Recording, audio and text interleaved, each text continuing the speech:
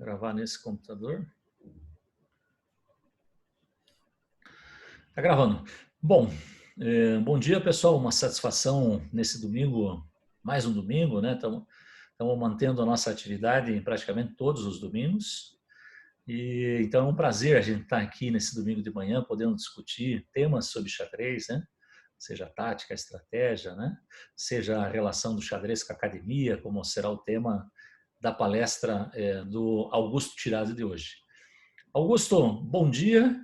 Muito obrigado pela tua gentileza de colaborar com o conhecimento, né? Socializando aí o conhecimento nessa palestra de hoje. Bom dia, tuas primeiras palavras. Bom dia para todos que estão presentes. É legal ver novamente um grande grupo de amigos, né? Todos com o mesmo interesse comum. Hoje eu vou tentar abordar justamente um pouquinho do que foi o meu projeto de mestrado, sem entrar nele diretamente. Eu vou entrar nas entrelinhas, né? Nas entrelinhas que eu considero umas coisas interessantes que eu encontrei dentro de todo esse processo de desenvolvimento desse trabalho de pesquisa, que trata justamente sobre os paralelos entre as tecnologias que foram se desenvolvendo à medida que foram avançando, né? E o desenvolvimento do grande mestre, né? Vocês podem observar que houve um up no desenvolvimento do grande mestre. Então, eu tento associar justamente isso, a questão das tecnologias e o desenvolvimento do grande mestre. Posso... Só segura um pouquinho que eu ainda não... deixa eu colocar o teu currículo aqui que eu não coloquei. Então, o Augusto faz um pré-doutorado na Universidade Tecnológica Federal do Paraná.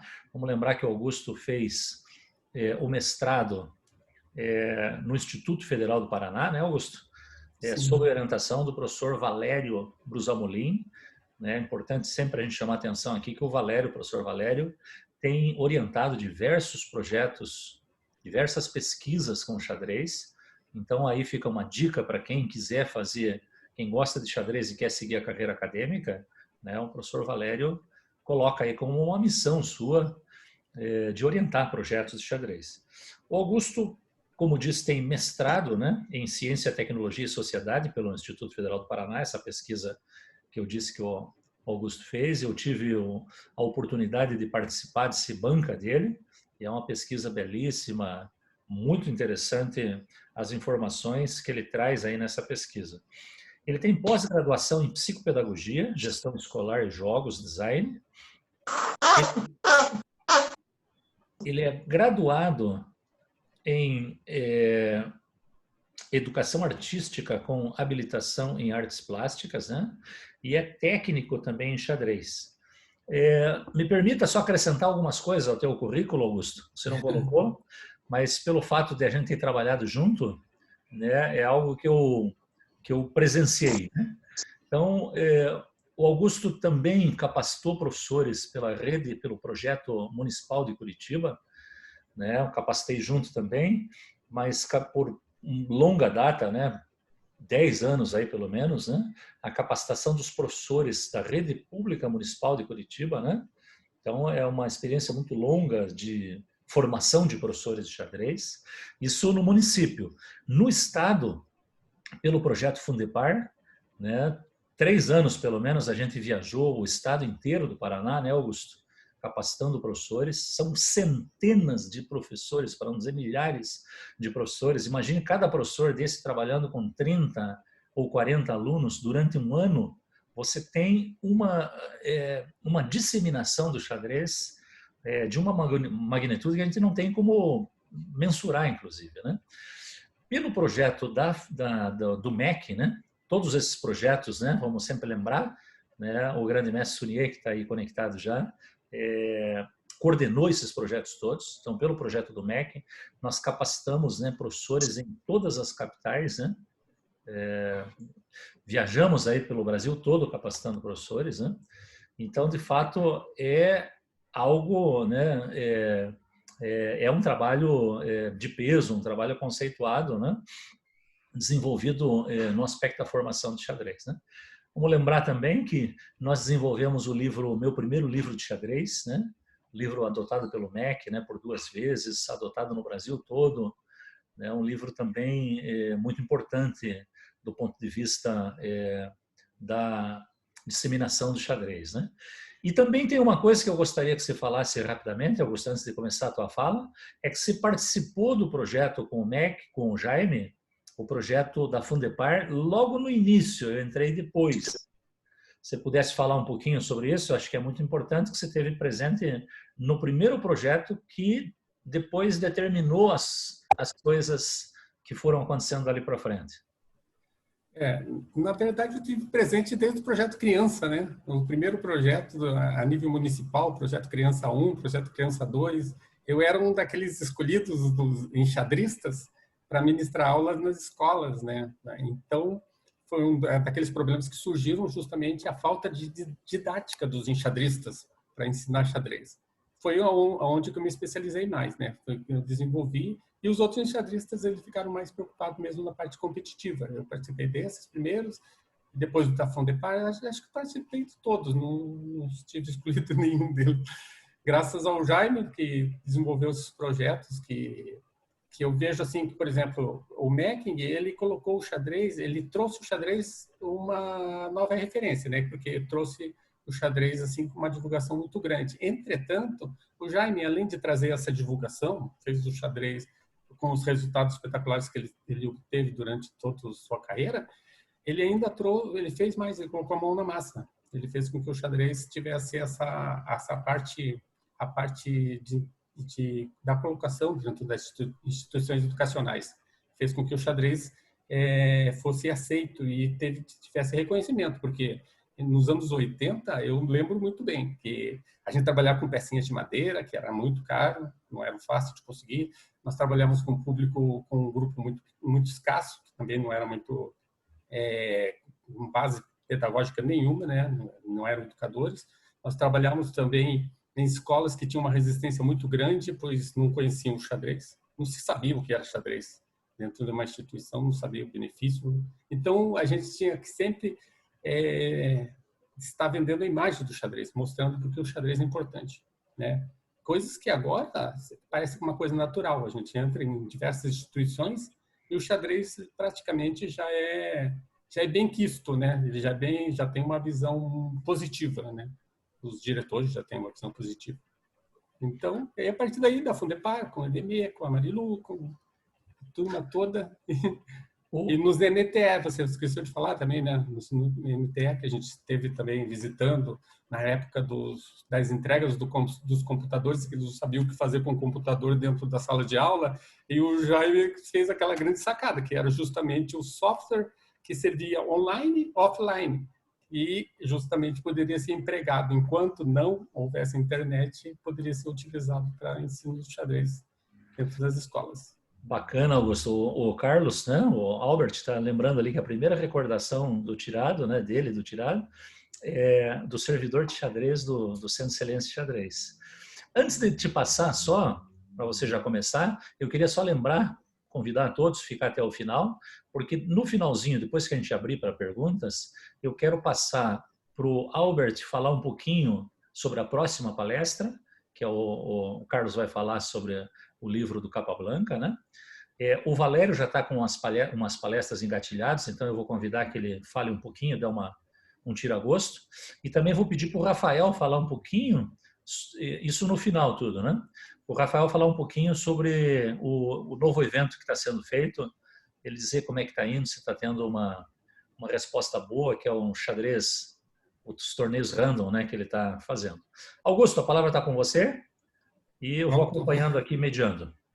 Eu vou diretamente no assunto, né? Eu já vou compartilhar com vocês aqui a minha... Bom, estão todos vendo aqui? Sim. A minha tela, essa monte de ramificação. O trabalho que eu desenvolvi é justamente com relação aos paralelos das tecnologias com o desempenho dos grandes mestres. Então, se vocês observarem o desempenho dos grandes mestres, ele tem diversas variáveis, diversos pontos que podem contribuir tanto para o desenvolvimento. Considerando que o xadrez ele realmente ele teve um ponto muito elevado, foi justamente no livro, né? A questão do livro. Na época que surgiu os Gutenberg, como que é? Do Gutenberg, aqui, da imprensa móvel, né? E os livros, eles tiveram um aporte muito importante dentro do desenvolvimento do xadrez, que ele se tornou um conteúdo que foi evoluindo com o passar do tempo. Aqui eu relacionei alguns, eu fiz esse estudo direto em cima de todas as produções, que temos aqui Repetições de Amores e Arte de Ajedrez do Lucena, de 1497, em que ele trazia alguns conceitos. Os livros antigos, eles trazem algumas ideias muito básicas, assim, de finais, de aberturas, até hoje, como Damiano, Rui Lopes, Sálvio. Você tem aqui nomes de abertura que se desenvolveram a partir disso. Então, fiz uma relação dos livros, fiz uma análise geral assim do conteúdo, da evolução cronológica, porque essa é uma das primeiras tecnologias realmente significativas dentro do xadrez. Os livros, eles trouxeram para o xadrez o conhecimento acumulado. Eles foram evoluindo a partir daí. Novas informações foram colhidas e foi avançando, que eu considerei realmente bastante importante, né? Outro aspecto que eu usei dentro dessa para avaliar o desempenho dos enxadristas, eu entrei na questão das pesquisas aqui. As pesquisas.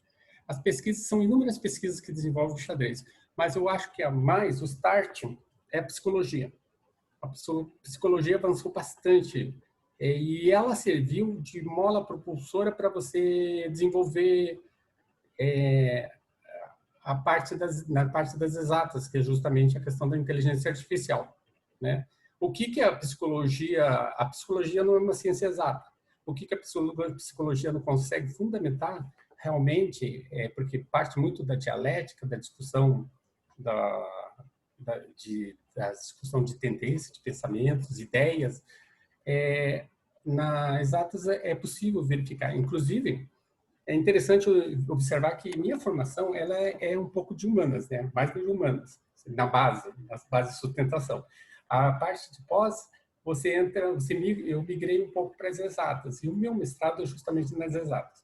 Então, quando eu estava escrevendo o meu trabalho, justamente o Valério é de exatas, né? O Valério é de exatas.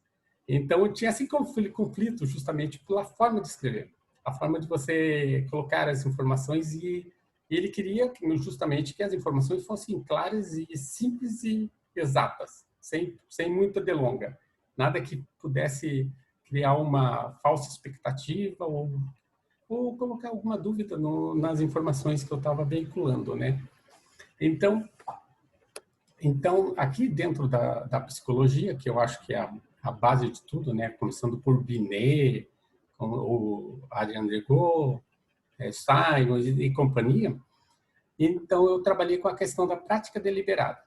A prática deliberada, eu não usei a prática deliberada nesse trabalho para tentar desmontar a teoria da prática deliberada do Erickson, que ele cita que com o treinamento contínuo, bem fundamentado, né, com orientação técnica, com uma dedicação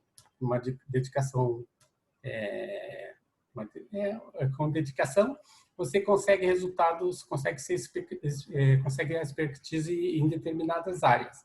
A ideia não é justamente desmontar essa ideia, né? Mesmo porque o Erickson sofreu bastante impacto quando ele lançou, justamente pelo fato dele atribuir muito ou quase nada de valor no talento individual. Ele fala da questão do basquete, que o pessoal já nasce com uma estrutura, né?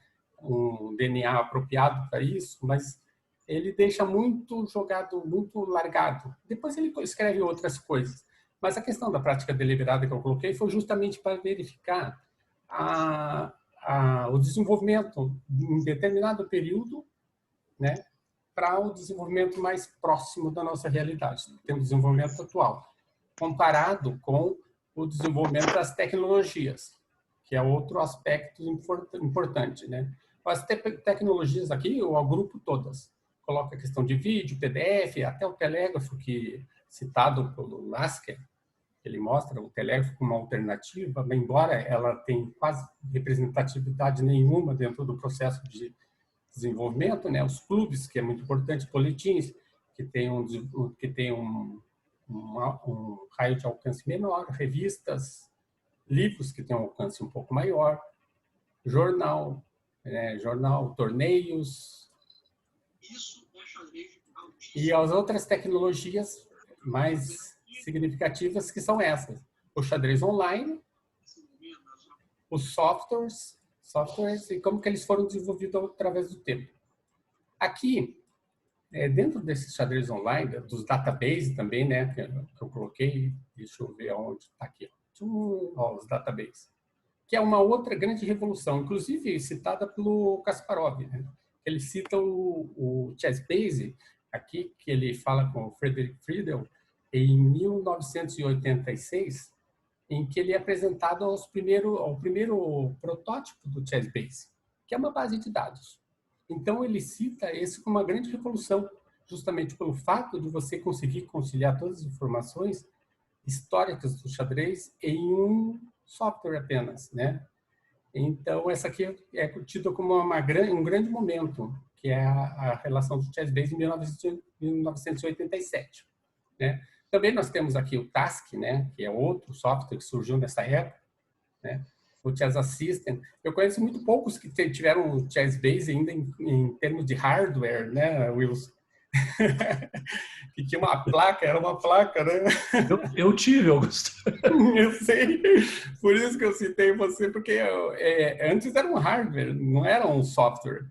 Então, agora, claro, ficou tudo mais compacto e com uma base de informações incrível.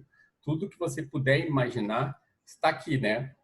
Então, a evolução aqui foi enorme. É claro que esses primeiros softwares aqui, dentro do meu critério de avaliação, eu considerei esses primeiros aqui como eles eram um pouco acessíveis, justamente pelo preço, né, pela facilidade para o pessoal adquirir, que não tinha nenhuma, e depois eles começaram a ficar muito mais fácil. Teve até o ChessBase Lite, né, que trouxe, que você podia baixar sem precisar ter, ele dava acho que eram umas 7.000 partidas, alguma coisa assim, mas você poderia colocar partidas e remover e fazer o movimento. E o ChessBase, a base de dados, foi significativa justamente pelo fato de que antigamente os jogadores carregavam materiais como esses daqui. Cadê? Voltando aqui na minha árvore. Deixa eu pegar aqui. Aqui, ó. A enciclopédia de xadrez. Quando você carregava uma enciclopédia de xadrez que surgiu em 1966 aqui, primeira juntamente com o Informador, que eram as bases mais confiáveis da época, assim, né, que você tinha acesso. Era enorme. A enciclopédia de xadrez eram 5 volumes. São ainda, né? Existem ainda pela Sahovsky e ainda são produzidas, assim como Informador. Entretanto, era um material muito grande para você carregar. É claro que você carregava suas aberturas específicas, livros, os livros também, e boletins. Eu acho que o Jaime deve ter enfrentado muito de ter que carregar boletins, porque vai jogar um torneio e vai querer saber com quem que são os adversários do momento. Então, você tinha que ter essas informações. E um preparo técnico era fundamental nessa época, né? Então, essas bases foram realmente revolucionárias. E evoluíram de tal forma que hoje tem milhares de partidas que fazem com que o jogador não careça de informações com relação a aberturas, né? Com relação à parte teórica e seus adversários. Porque todo dia está sendo atualizado, né? Outro aspecto bastante significativo é o xadrez online. O xadrez online nós temos aqui. Em 1992 foi o primeiro servidor de xadrez, foi o Internet Chess Server, né? 1992. Aí houve uma cisão. Então, dessa cisão, porque um grupo aqui do Internet Chess Service quis poder capitalizar porque era tudo free, né? Então, quis capitalizar em cima desse servidor de xadrez, que criou, então, o ICC em 1995. E o outro grupo, que também fazia parte do Internet Chess Server, formou o Free Chess, que até hoje existe. Inclusive, o Free Chess, ele serviu de base, pelo menos a guia dele para jogar xadrez, que era o Winbird, do Tin Man, que nós utilizamos aqui, que o Jaime trouxe para a gente jogar aqui no CX, que foi um dos primeiros servidores de xadrez do Brasil e também, em termos de xadrez escolar, foi o primeiro do mundo, né? Que trouxe professores, que fez com que houvesse torneios e foi utilizado, inclusive, para a educação, para formar jogadores. A partir desses daqui, vocês podem observar que outros tantos apareceram. O Chess 24, o Lichess, que eu acho bastante interessante, porque ele tem um aspecto modular, e isso é importante justamente quando você trata de um ensino híbrido, de um ensino, né? Embora careça ainda de algumas coisas assim, que eu relacionei, que eu acho que poderia melhorar. Tinha o Chess Cup, Chess Live, daí o World Chess Network e outros menos conhecidos, o Chess.com, que é bastante conhecido, que o pessoal costuma realizar torneios, e teve o Kaminsky, né?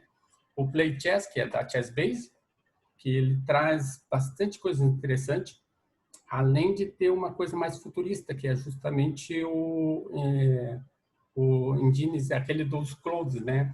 Em que você pode colocar posições para analisar, claro que você tem que pagar tudo em euro ali, né? Avulso para os provedores ali que estão desenvolvendo. Então, você pode colocar análise com o melhor que você pode encontrar em termos de engines, né? O Feed Arena, que é da Feed, né? E o CX. Outro aspecto bastante relevante são os softwares. Dentro da linha do tempo, que eu fiz essa avaliação e fui comparando, fui acompanhando o desenvolvimento dos xadristas e foi o que foi surgindo em determinadas épocas. Temos aqui o Fritz, né? O Fritz, que é tem um monte de coisa do Fritz. O Deep Blue, na época, que ganhou do Kasparov, mas o Deep Blue, o mais significativo também dentro dessa luta do homem contra a máquina é o que ele desencadeia. Porque o Deep Blue realmente não serviu para nada em termos de xadrez, na continuidade. Ele trouxe um resultado, mostrou que era possível, era uma parafernália, uma máquina enorme, mas ele viabilizou que surgissem softwares menores, com capacidades tão grandes quanto ele. E além de ter uma aplicação, depois ele foi transferido para aplicação na medicina, né? Para estudos dentro da aplicação da medicina, que o xadrez ele tem bastante esse link com a medicina. Você pode observar que sempre a transferência, na maior parte das coisas, ela vai para alguma coisa dentro da medicina. Então, o Fritz, desde os primeiros Fritz eram muito fracos ainda, né? Eles não tinham a capacidade de derrotar um grande mestre. O ponto alto aqui foi esse Fritz, que foi jogado, que em 2002 foi jogado contra o Kramnik, né? Em Bahia, né? Em 2002, em que ficou 4-4. O Kramnik começou com 2 grandes vitórias, ganhou, parecia que ia arrasar o programa, mas de repente ele intercalou empates, derrotas, principalmente no final. Daí ficou em 2-2, 4-4, empate. Mas depois em Bilbao, ele jogou na Alemanha, né? Mas ele jogou em 2004, ele acabou perdendo. Ele perdeu acho que foi 4-4, então foi. Ele perdeu 2 e empatou o resto, né? 6 partidas. Então, aquele acabou perdendo e foi um marco importante justamente no sentido de que os softwares já começavam a ganhar mesmo, né? Os softwares existentes já começavam a ganhar do ser humano. Então, a evolução desse software, ele não se deu por acaso. Tudo isso tem uma grande história, né? Porque todo esse mapa desenvolvido, eu trabalhei na questão do ator rede, que é justamente verificar como que as coisas elas vão mudando. A rede que vai se formando, ela é multidirecional. Ela não segue um só caminho. E os softwares, assim como os humanos, como os objetos, elas têm a mesma qualidade. Eles são comparados de igual para igual, justamente porque os equipamentos, software, objetos, eles interferem de tal forma que vão criando uma nova reconfiguração dentro da rede, né? Então, aqui temos os frites, né? Todos os frites, deep frites. Deep frites, e temos o Ribica, que eu coloquei aqui, o Ribica, porque eu acho bastante importante, porque o Ribica, ele trouxe novas características nos programas de xadrez, na forma de raciocinar. E ele foi campeão do mundo, inclusive ele foi banido. Justamente, ele conseguiu ser campeão do mundo, mas dizem que ele usou de outro engines que era, na época, no formato do torneio, era ilegal. Então, o Ribica, ele desenvolveu e trazia um estilo mais humano na forma de jogar. Bastante interessante. E daí o Komodo, que vocês muitos já devem conhecer, já devem experimentar o Komodo. O grande ponto interessante tem o Shredder também. Tem outros que eu não coloquei todos, porque a pesquisa é muito longa, né? É muita coisa. O Mephisto, o Genius, que foi o primeiro a enfrentar, a ter uma força de Gridmestre dentro do processo de desenvolvimento.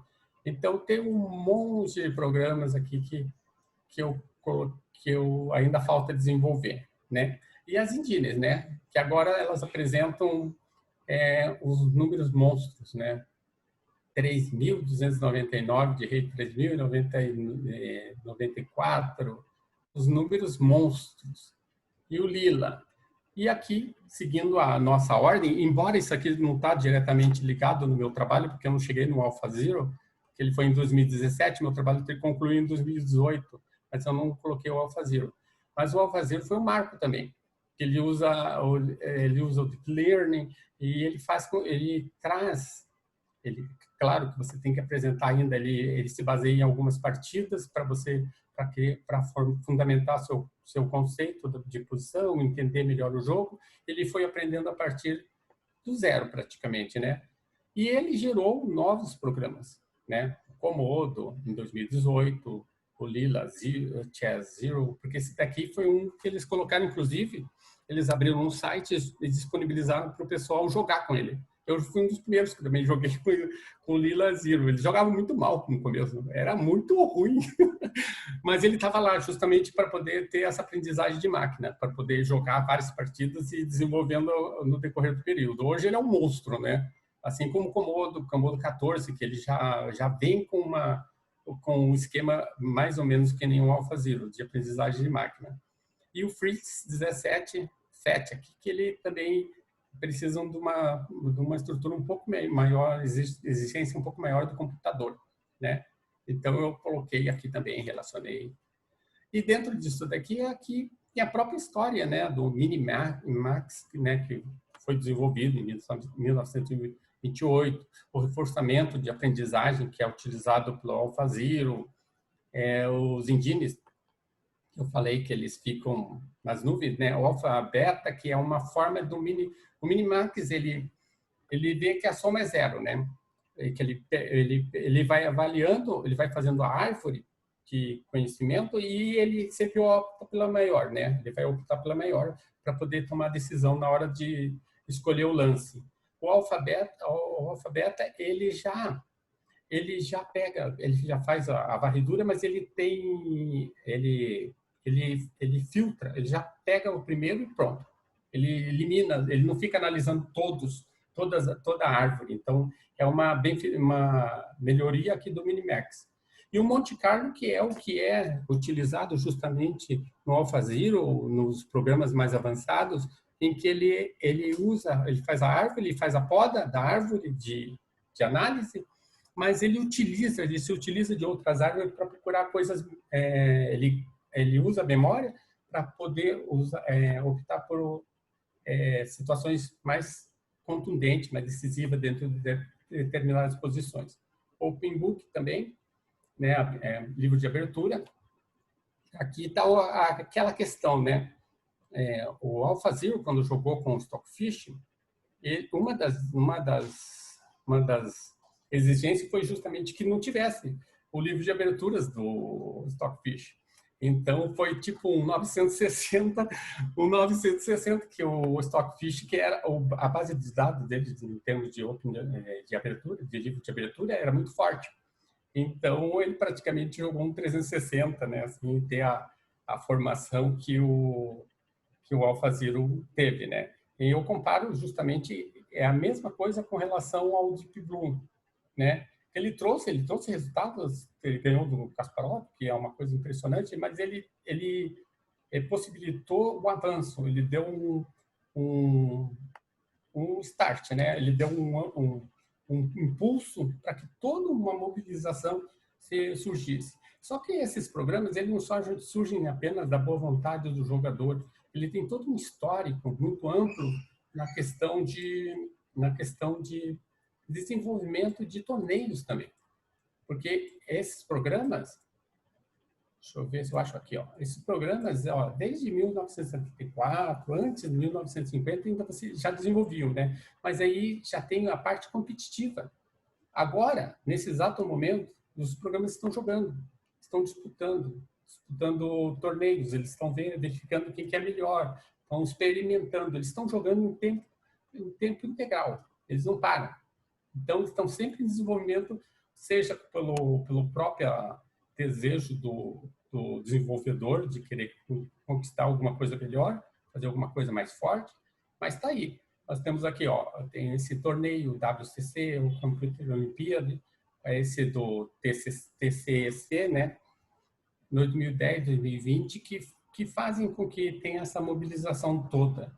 E uma das coisas assim que o xadrez ele fica bastante dividido nessa questão do que é grátis, do que é free e do que é pago. Então existe muita tendência dessa de você desenvolver coisas free mesmo, que sejam acessíveis a todas. Assim como tem base de dados que você pode conseguir, a mais confiável mesmo é da Chessbase, porque as partidas são selecionadas, né? São de torneios oficiais, não são qualquer partidas. Você encontra outras bases muito maiores, né, com muito mais milhões, mais de 8 milhões ou mais milhões de partidas que você encontra ali no Chessbase, mas as partidas de torneios da Chessbase, elas são bem conceituadas, de torneios importantes, né? Então, esses torneios foi a grande mola propulsora de todo esse processo de desenvolvimento do software. Além da inteligência artificial, que quando você fala de desenvolvimento do xadrez, nós caminhamos junto, né? Nós estamos no meio do processo da inteligência artificial. Quer dizer, nós nascemos junto, né? Desde Charles Babbage, né? Que diz que dizem, eu li, não me lembro agora, não posso citar, mas eu sei que eu li que ele talvez tivesse observado o turco jogar e daí ele que desenvolveu uma máquina de jogar xadrez. E ele é um dos starts, assim, dos pontos iniciais da parte do desenvolvimento tecnológico. Você tem também o McCarthy, tem o Alan Turing, todos os envolvidos na parte de inteligência artificial, você vai ver que o xadrez está envolvido. Agora tem muita coisa aqui que falta ser resolvida ainda. O xadrez ainda não foi esgotado. O xadrez pode ser resolvido, pode ser vencido pela máquina, mas ele não foi resolvido pela máquina. Então, existem outros aspectos importantes, relevantes da própria capacidade humana, né, da nossa capacidade humana, que ainda são as incógnitas, né? O que temos do xadrez, do AlphaZero, é uma aprendizagem supervisionada. Você ainda tem uma aprendizagem supervisionada. E do ser humano, você observa que algumas coisas a gente aprende com muita facilidade. Às vezes, quando você é criança, você nem sabe direito como você aprendeu. Você já tem uma noção que quando cai um copo com água, vai molhar, vai fazer, né? Coisas que a máquina não aprende facilmente. Uma bola cai, que ela vai repicar, vai para um determinado lado, que de repente se tem alguém precisando de abrir alguma coisa que está com as mãos ocupadas, a criança vai lá e chega e abre. Então são coisas que a máquina ainda não tem essa capacidade. E ela é limitada para fazer aquilo que foi estipulado, né? Então, fora isso, ela terá que aprender tudo novamente. Dentro da prática deliberada, aqui que eu fiz o paralelo, depois de fazer esse levantamento todo em cima da parte das tecnologias, a prática deliberada, eu fiz o estudo justamente, a prática deliberada do Erickson, ela diz que uma pessoa pode conseguir a expertise em um determinado tempo, desde que seja feito a partir de um treinamento intensivo, disciplinado, orientado e com avaliação de resultados para você ver o desenvolvimento e que qualquer pessoa poderia conseguir dentro dessa perspectiva. Como eu falei, o Erickson, ele ignorou um pouco a parte do talento. Depois ele teve outros pesquisadores que trouxeram esse levantamento justamente para mostrar que tinha algumas coisas que não são explicadas, né? Que não são explicadas simplesmente pela prática deliberada, em que o jogador pode desenvolver. Como eu mostrei, eu falei, a ideia não é derrubar o que ele diz, mas mostrar que dentro de um determinado período, o jogador ele tinha um nível acompanhando dentro da linha do tempo e depois ele evoluiu ou não, né? Eu me baseei justamente na lista de rating da FIDE a partir de 1971 e 2018. Quer dizer, todas. Porque aqui todas as listas. Claro que algumas saíam 2 vezes por ano. Eu optei para ficar padronizar, usar a última, né? Usar a última do ano, assim, para ficar ficar dentro da ordem. Outro ponto aqui que eu coloquei, a partir de 1950 é que aparecem os grandes mestres. Esses são nossos primeiros grandes mestres, né? Os primeiros grandes mestres da história. O Bernstein, Wlazławski, Bondarevsky, deixa eu puxar mais para cá, o Botvinnik, Bronstein e companhia. Esses são os grandes mestres, 27 grandes mestres a partir de 1950. Porque também, dentro da teoria da Torrede, eu fui agrupando, fui acompanhando todos os desenvolvimentos do grande mestre, suas idades, a variação de idades de 20 em 20 anos para ver como que ela ia mudando, né? E dentro da linha da rede que foi montada, eu parti a partir de 1886, né, que é considerado o primeiro título, o primeiro campeão mundial. Esse aqui tem umas outras ainda que eu estou avançando. Eu vou tirar esse daqui para mostrar um pouquinho do... Deixa eu ver só. Tem mais... tá. Também procurei relacionar a evolução técnica do xadrez. A partir da Ucrânia e a Armênia aqui só coloquei depois, porque o estudo continua.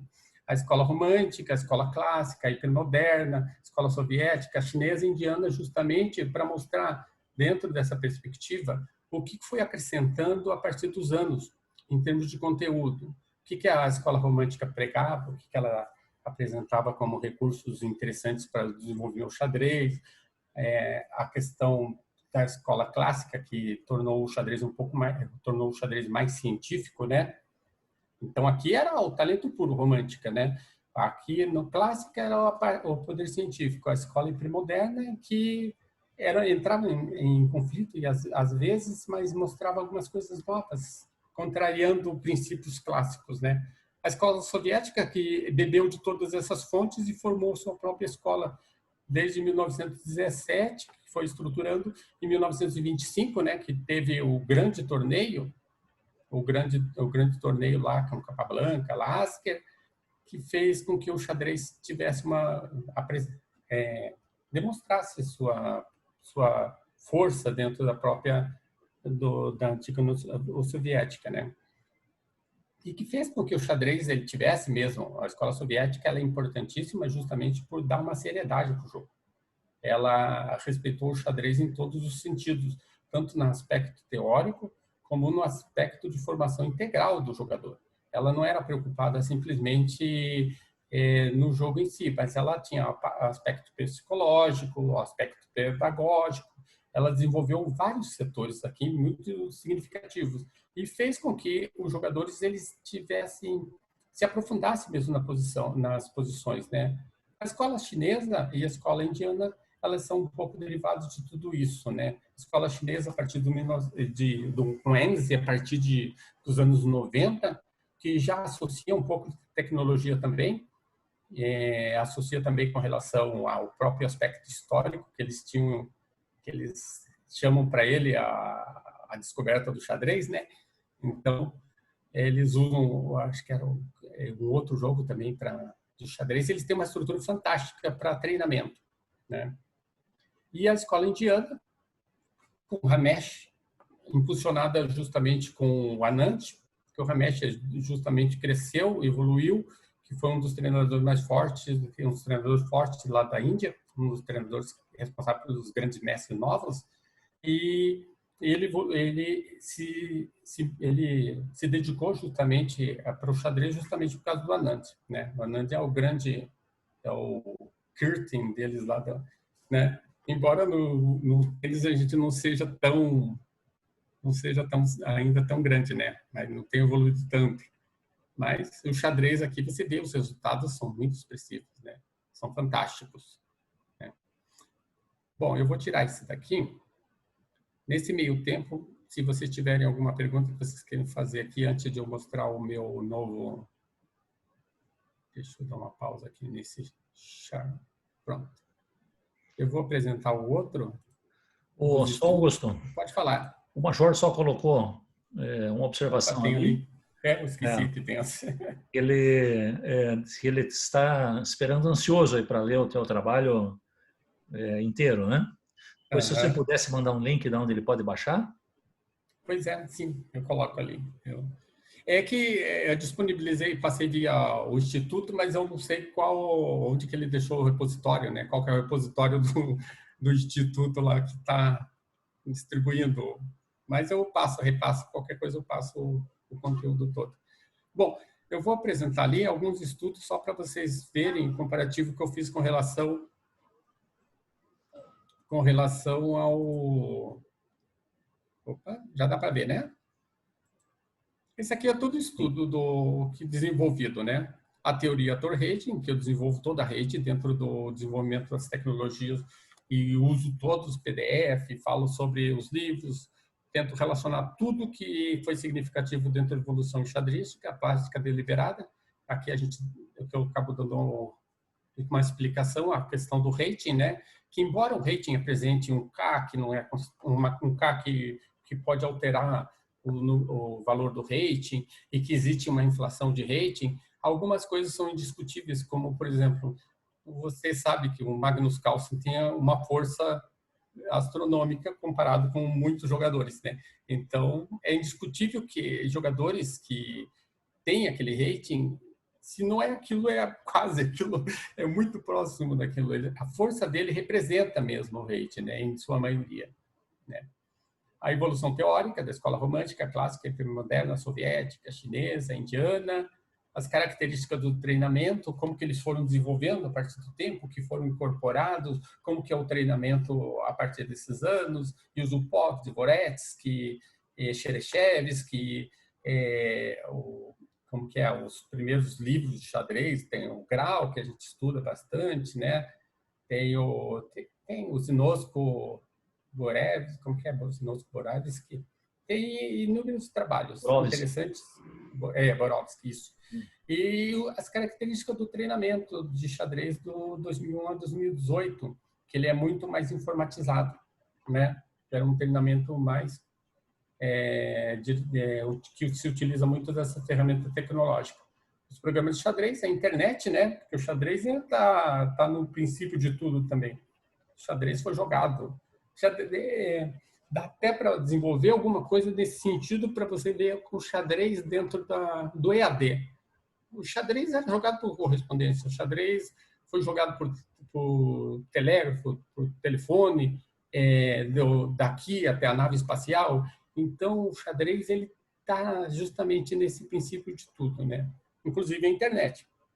E a internet foi o grande outro aspecto que revolucionou o xadrez, né? Desde a web 1.0, 2.0, que trouxe uma dinâmica nas informações, você pôde observar partidas, acompanhar torneios, foi possível conversar, você interagir com as pessoas, né? A própria parte das redes sociais. Então, isso trouxe uma evolução, claro, para o xadrez. É claro que tudo é muito difícil você quantificar, né?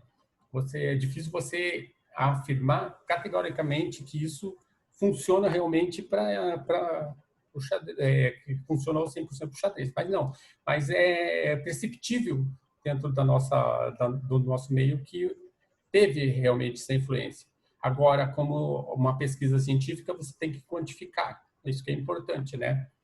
Então, a metodologia, para alcançar os objetivos, eu fiz essa rede sociotécnica do xadrez, né? As bases de dados, e aqui a teoria Tarot-Rede, daí fui desenvolvendo de 1886, 1960, 1961, 80, nesses períodos um pouco mais longos aqui, né? E depois uma análise do tempo da expertise. Eu vou para lá para a gente ver. Eu não vou ler tudo isso daqui, porque é muita coisa. Meu trabalho não tem umas 400 páginas como o do Wilson, né, Wilson? Que já é um trabalho de doutorado, né? Já era um trabalho de doutorado, era extenso, né? O teu trabalho é extenso. Mas acho que ele atingiu as expectativas. Isso aqui é a curva, né? Que ele mostra que o jogador ele evolui e chega num determinado ponto ele tem o platô dele aqui, ó, que é o top da carreira dele, né? Que é mais ou menos seria com relação àqueles 10 anos, né? Que também não é uma afirmação dele, né? É do Harter, do mais um que eu falei ali, que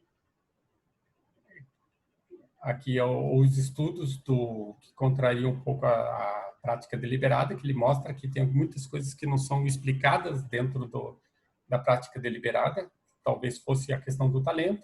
O Gobet-Eco, que dá um estudo do Carlsen, ele mostra aqui que o Carlsen ele tinha 2.881 de rating, e teoricamente, por ser cumulativo, ele deveria, pelo tempo, ele tem um tempo muito mais curto de desenvolvimento de xadrez do que os seus adversários. No entanto, ele está a todo vapor aqui, né? Está sendo impulsionado, tá para cima, com uma diferença grosseira, né? Grande. Questão do rating. Deixa eu passar rápido as escolas, que eu converso aqui com vocês, que eu acabei de falar. Escola IP moderna. Vamos aos resultados. Escolas. Esse daqui é a fachada antiga do ChessBase, como que era antes, né? Então, que você tinha, sempre o ChessBase 1.0, a imagem que era bem rústica, mas era o suficiente. O Fritz também era assim, e o Fritz eu gostava, a gente jogava, brincava assim do Fritz, né? E ele servia, claro, como um sparring, como, né, alguma coisa. Claro que não tinha a força de análise. Kasparov, aqui o Ribica, né? Que eu gosto bastante da questão do Ribica aqui, né? Ele trouxe umas características diferentes, a internet, e descendo. Aqui é o Free Chess, onde a gente desenvolveu, tirou o inboard aqui do download, e foi, por ser um software livre, foi possível traduzir todo em português, né? Foi utilizado aqui pelo nosso Centro de Excelência de Xadrez, né? Com o nosso saudoso Direne também aqui, que tem um valor inestimável no processo de desenvolvimento de toda a história do xadrez. Esse momento de internet, ele é justamente valoroso pelo fato de você poder compartilhar a história, né? Compartilhar coisas que as pessoas talvez não saibam, e se não tivesse esse momento apocalíptico, talvez nem soubessem, né? Aqui a teoria Tarot-Rede. Aqui é o valor, mais ou menos, é o valor que é dado com relação aos dispositivos tecnológicos utilizados. Eles são baseados da seguinte forma: a questão de quantidade de informação, a questão da quantidade de pessoas que podem ser atingidas, né? Então, ele tem 3 valores, 1, 2, 3, justamente, porque seria mais difícil questionar. Por exemplo, o boletim. O boletim ele tem um alcance muito limitado. Ele tem um grupo de pessoas que consegue ter acesso a esses boletins.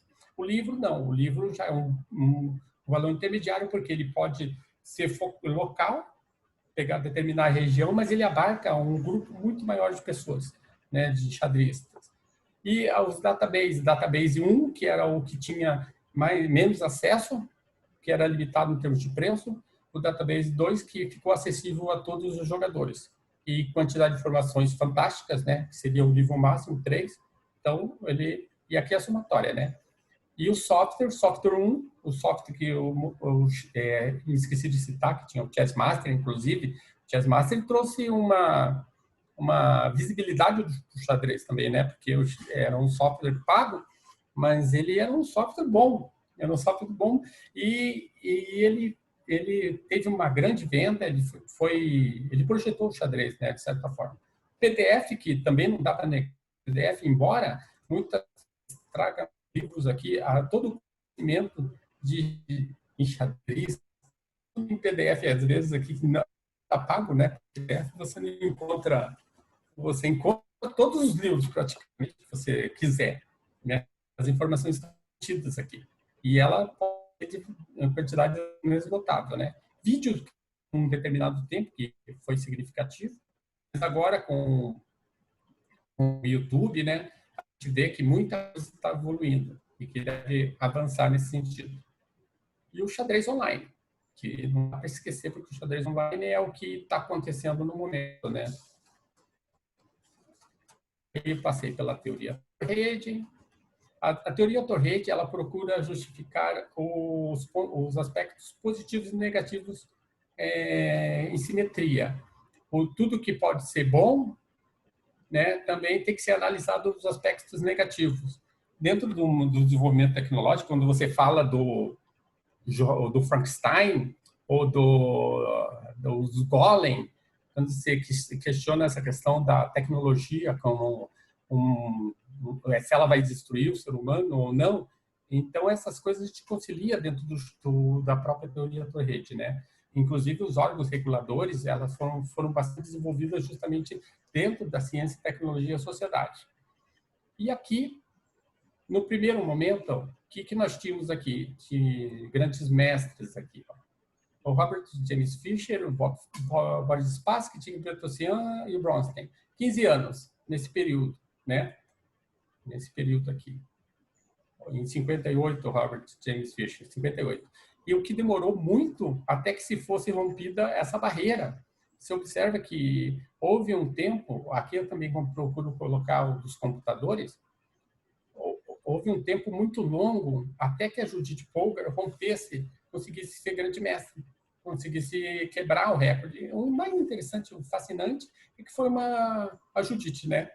Foi uma mulher que conseguiu romper e mostrar que independe, né, a questão da força. E a Judith, dentro da prática deliberada, ela é uma que casa muito bem, né, dos estudos do Erickson, porque as três, elas conseguiram resultados fantásticos dentro de uma disciplina, de uma metodologia de estudo desenvolvido pelo Polgar, né? Então, pelo pai delas. E as três jogando muito bem. Então, aqui tem o Ponomarayov, Tcheny Bakov, Peter Leco, Vichantin, aqui está tudo os grandes mestres. E aqui a gente já pode observar que já há um crescimento, já, mas demorou muito tempo, né? Foi superado em 1991 pela Judith. E ele tem o título lá em 1958, que é uma coisa fantástica, né? O número... Esse daqui é o quadro do Kramnik e o Deep Fritz, 2002, em que ele empatou primeiro. O primeiro terminou um match empate. E nesse daqui ele terminou, em 2006, ele terminou derrotado, né? Isso aqui foi jogado em Bonn, né, na Alemanha. Ele saiu derrotado. Aí eu mostro aqui a questão dos computadores, porque eu acho relevante justamente para mostrar que o xadrez de computador ele não é fruto de uma ação comercial, do interesse específico, assim, mas ele é um objetivo de uma comunidade que tem esse interesse de fazer com que o xadrez desenvolva. Esses daqui talvez estejam muito distantes da parte competitiva dos jogadores, mas eles vivem nessa mobilização de fazer os torneios de xadrez. E aqui, os novos grandes mestres de 2001 a 2018. Aí já aumentou bastante, né? Aqui, ó. Já tem um número grande de jogadores que vocês conhecem. O Praggnanandhaa era treinado pelo Ramesh, né? Tem todo um histórico de treinadores muito fortes que ajudaram esses grandes mestres a desenvolver. O que é interessante observar também é aqui o país, porque começa a aparecer países que já não que não são de tanta tradição do xadrez, né? É claro que agora você deve ver muitos aqui Estados Unidos ou outro país, porque eles migram também, né? Mas você pode observar que é uma democratização do conhecimento. O xadrez não ficou relegado a determinados setores. Essa parte muito se deve justamente à questão dessa infiltração que a internet viabiliza para os outros cantos do mundo. Os campeões do mundo aqui, o Komodo, que eu falei também, e aqui há o estudo do Crogius. Eu peguei esse estudo do Crogius de 1976, onde ele queria mostrar o seguinte. Ele queria apresentar que os jogadores novos começaram muito jovens, Zubtort, Benko e Companhia Limitada, até Karpov, que começaram muito jovens, eles demoraram mais tempo, intervalo de tempo, até conseguir o título de grande mestre, que é 16.3, né? Enquanto os que começaram mais tarde, eles conquistaram o título de grande mestre com intervalo de 11.7. Então, eles conseguiram mais rápido, talvez por maturidade, né? Que ele vai justificando. E eu utilizei isso justamente para ver a prática inicial, o tempo de prática, claro que é prática deliberada, se você considerar que o Zubtort, com 7 anos, ele pode ter jogado melhor com 9, com 10, ele reduz, mesmo assim, reduz um pouco, né? A questão da prática deliberada. Mas eu tive analisando que ainda não mantém mais ou menos esse gráfico. Esse gráfico aqui mostra que nós temos aqui 3 jogadores abaixo dos 10 anos de treinamento intensivo. 4 que estão aqui na linha e os outros todos acima, né? Isso até Karpov. E meu estudo ele avançou um pouquinho. Eu peguei os super grande mestre, 2.700 para cima, que também é uma marca monstro, né? Esse aqui é a antiga escala de rating, como que eles consideravam, e aqui considerando os 2.700, né? Que seriam os prováveis, que são, né? Os prováveis candidatos ao título de grande mestre, de campeão do mundo. É difícil você analisar e ver que tem algum diferente desses que seja candidato a campeão do mundo, né? A prática, a gente tem visto que é assim que funciona. E aqui, os novos grandes mestres a partir de Kasparov. Quando a idade que ele começou, todas aqui foram conferidas, as idades que eles iniciaram, considerando também que muitos deles, tipo o Carlsen aqui, eles nem passam pelo MI, né? De repente, eles já chegam no GM ali. Então, a idade inicial que eles começaram, começam muito cedo, e quando eles conseguiram o título de grande mestre. Aí eu também elaborei o gráfico. Aqui não é para negar a questão da prática deliberada, mas é para mostrar que o xadrez aqui, os enxadristas, eles conseguiram evoluir mais rápido. Como você vê também os países, a diversidade de países que estão sendo apresentada, você também pode imaginar que tem alguma relação com isso tudo, né? E os que conseguiram acima são apenas aqui 5 jogadores, né? Que depois podem ser conferidas nesse gráfico. Então, aqui mostra, fiz um paralelo dos gêmeos do passado e os gêmeos atuais. Idade inicial, 10.5, idade inicial dos gêmeos atuais, 7.3. Número bastante interessante, né? E a gente percebe, né? Quando você trabalha com treinamento, é possível observar que tem crianças que têm uma força grande já quando pequenininhos, assim, né? E vão desenvolvendo conforme o treinamento. E daí foi feita a correlação. Dentro da correlação, esse daqui é o rating, né? O rating intervalo de tempo de 71 a 18. Esse aqui é o geral. Aumentou o número de jogadores, mas caiu o rating, claro, né? Os jogadores, e aqui são os jogadores, os grandes mestres, subiram o rating.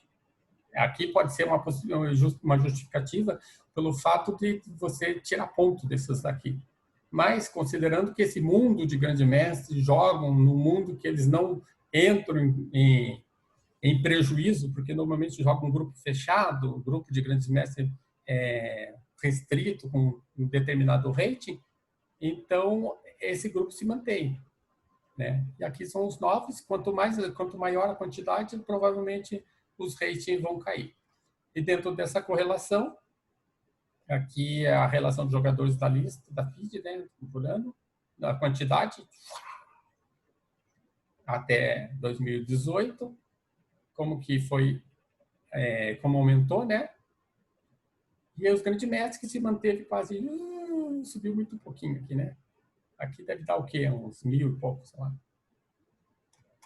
E feita a correlação, foi chegada à seguinte conclusão. Aí tem outros levantamentos, a correlação. A correlação. Quando chega, por exemplo, a 90, ele tem uma correlação entre 90 a 1, uma correlação positiva, né? Conforme vai baixando, daí é moderada, até chegar a uma correlação quase zero, né? Quando a gente procura essas correlações, a gente procura independe do interesse, né? Embora no xadrez a gente perceba que existe alguma coisa. Esse daqui, o gráfico mostra com relação às tecnologias, né? As tecnologias, o rate top 100. Como as tecnologias foram evoluindo, conforme o tamanho da bolinha, as tecnologias envolvidas. Elas vão ampliando. Eu melhorei esse gráfico, porque na apresentação estava um gráfico muito tosco. E aqui, com relação aos grandes mestres, nós temos 0,9769, que é uma correlação positiva boa. Então, que mostra, dá para considerar como uma influência mesmo, né? E eu ainda fiz com relação ao número máximo de jogadores, né? Todos os jogadores, 300 e poucos mil lá. E aqui a correlação deu negativa, mas uma correlação grande, né? Quer dizer, quanto maior o número, menor o rate, né? Dentro desse processo.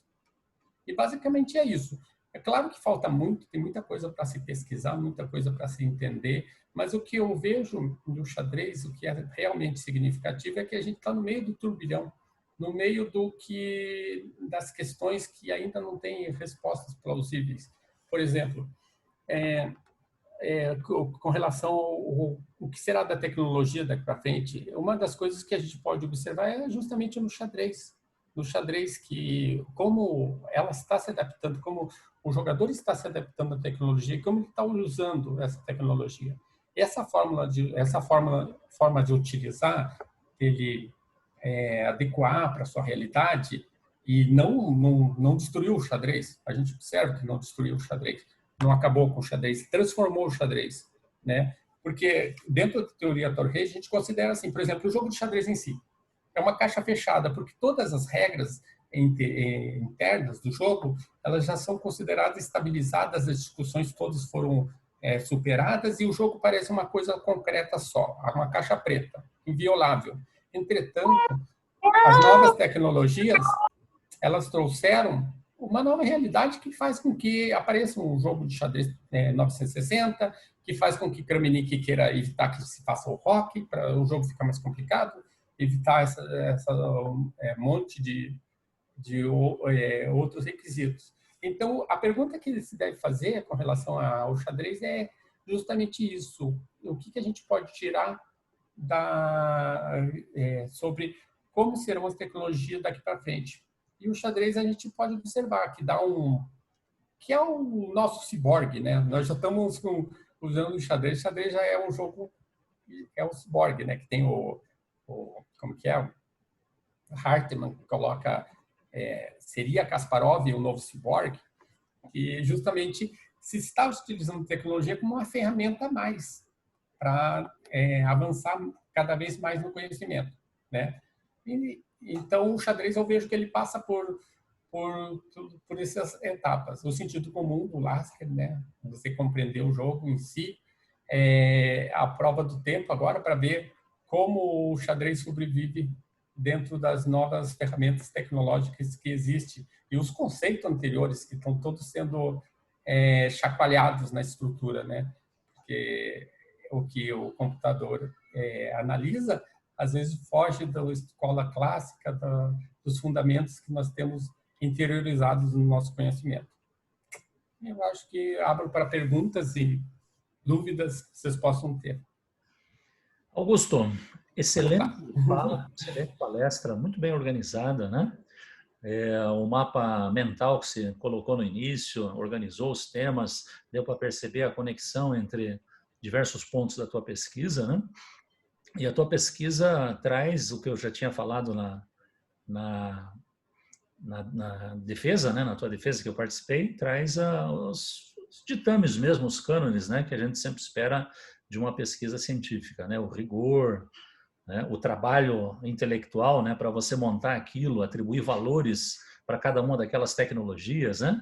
Isso não existe, né? Isso aí é a pessoa queimar neurônio mesmo para achar uma forma de quantificar aquilo, né?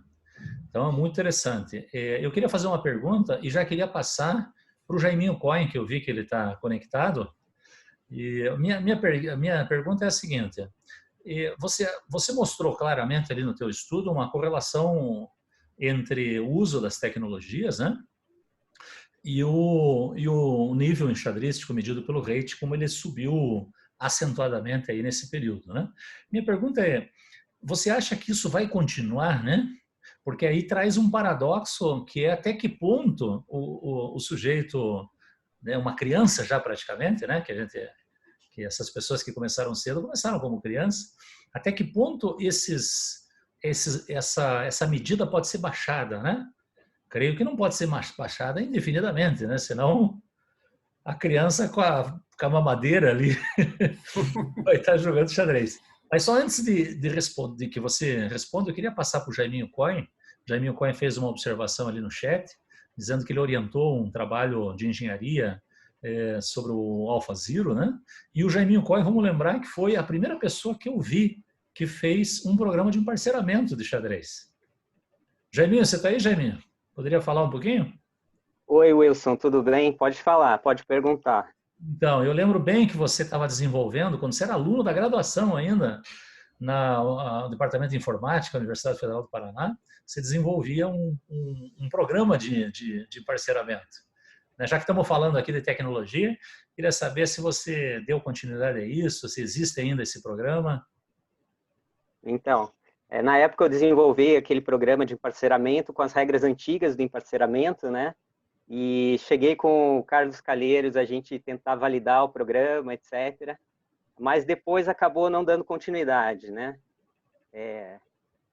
Fui trabalhar em outros projetos, né? E o programa de parceiramento ficou de lado, infelizmente. Bacana, legal, Jaiminha, é sempre um prazer. E logo em seguida mudaram as regras, né, do emparceramento, exatamente para facilitar o desenvolvimento de programas, né? Que as regras antigas eram bem complexas, assim, e o famoso tinha muitas dúvidas de interpretação ali, e depois eles alteraram, né, as regras. Aí teria que recomeçar do zero, né, o programa. Bacana, legal, Jaiminho. Sempre um prazer aí conversar com você. O convite sempre está feito, né, para você participar. No Erbo você chegou a jogar uns torneios lá com a gente. É um prazer, sempre bem-vindo. Tirado, fala aí o que você pensa disso que eu falei. Depois eu passo, queria ouvir o Sunier, que sempre tem também algumas observações pertinentes sobre isso. O destino é certo, porque há muita coisa ainda que está borbulhando agora. Eu acho que justamente nessa questão de pandemia, essa dinâmica que está acontecendo com torneios, você encontra torneios online 24 horas por dia e o pessoal joga de diversas idades e a possibilidade que se o número de jogadores novos se amplie, isso é óbvio. Claro que vai chegar num determinado ponto que não tem como evoluir, né? Mesmo porque as crianças têm que brincar, né? Porque, pelo menos para alguns que pensam assim, as crianças têm que se divertir, respirar o ar puro e viver a vida, né? Também não é só o xadrez que interessa. Mas é um movimento que não tem volta, né? Vai acontecer aqui, ou vai acontecer na Índia, vai acontecer na China, vai acontecer em outro país, impulsionado pelos resultados de outros jogadores que estão surgindo, que você vê, né? Resultados expressivos, jogadores muito fortes que estão surgindo. Então, os novos ídolos estão aparecendo e eu acho que vai continuar até determinado ponto. Aí estabiliza e vamos ver quais são as novas configurações que o xadrez vai mostrar, né? Uma delas é essa, com relação à internet, né? Porque você tem o jogador e o computador. O jogador é um jogador de xadrez. Quando ele está com o computador, ele já não é mais um jogador de xadrez tradicional, ele já é outra coisa, né? Dentro desse pensamento. Ele já vai ser uma outra forma. Tipo esses recordes mundiais, né? Que se o cara estabelece, aí leva anos para bater, e quando bate é um dia, 2 horas, né? Pois é. Vamos ouvir o Jaime. Jaime, você está isso? Jaime Sunier?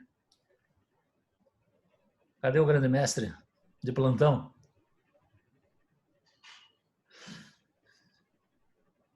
Ele está com o prato de macarrão já. Ele está preparando. Acho que se for bronca, eu acho que é melhor não sair o som.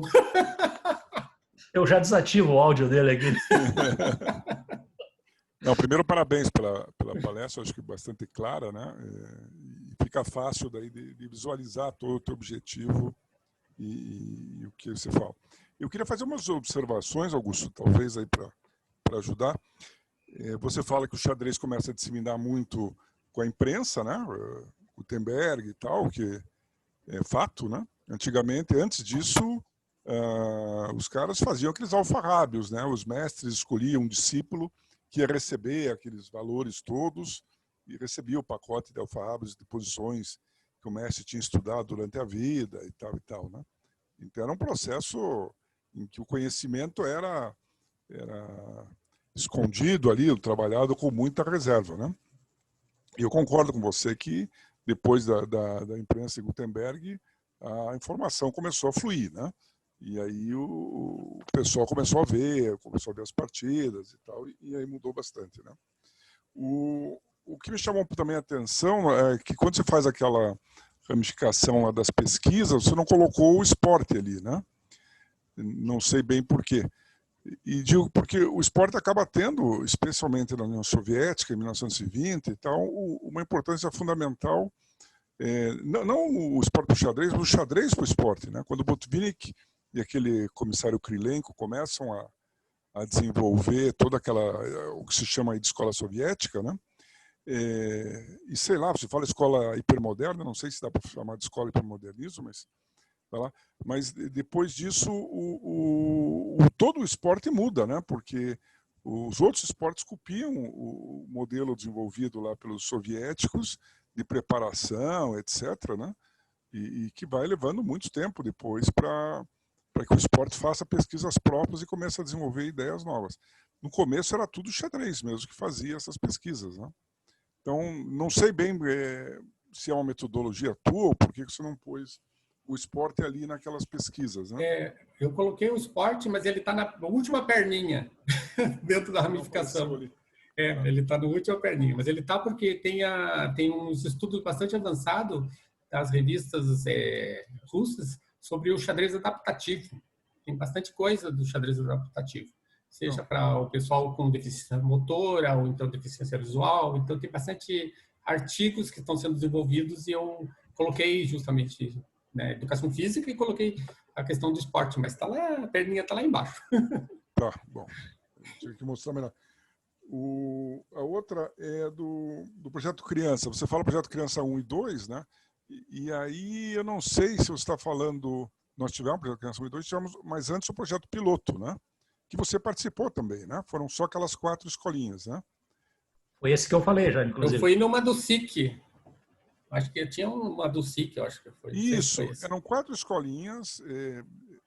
Na época, não havia aquela diferença assim, entre estadual e municipal ainda, né? Era um negócio meio mas nós escolhemos 4 escolinhas que o professor Guilherme escolheu, o professor Borsari, que era o secretário de Educação, escolheu, que eram na periferia, na região mais pobre de Curitiba, né? E aí vocês eram 4 professores que foram lá e não devia ser fácil lá, eu não fui, né? Mas o pessoal que foi deve ter sofrido lá um pouco para trabalhar, né? Eu peguei uma escola mais tranquila ali.